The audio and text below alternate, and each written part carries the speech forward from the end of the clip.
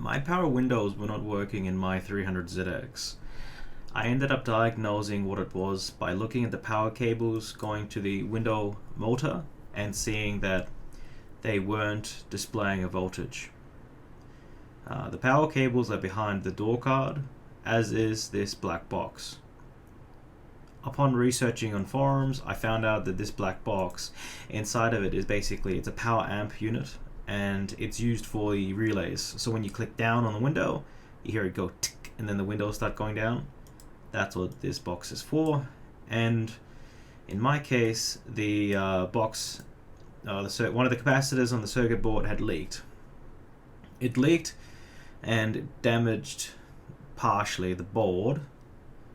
And because one of the capacitors was fucked, it wasn't able to do its function. As well as that, due to being over 30 years old, the solder had cracked and was unable to maintain an electrical connection.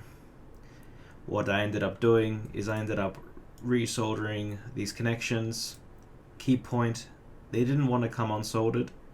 I had to sort of scratch it with the tip of the soldering iron in order to remove possibly an oxide. If that can happen to solder, I'm unsure. But after I did that, it was fine. I desoldered all 3 capacitors on the circuit board and I replaced them with brand new ones purchased from an electronic shop.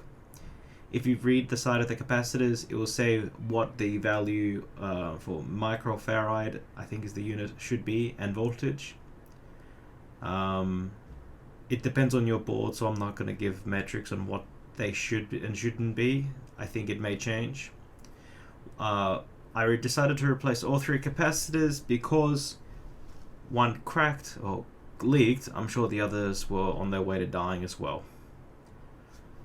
In order to open the container, you sort of had to pry it open, and as a result, I siliconed it back together, and once that was done, I plugged it in and the power windows worked.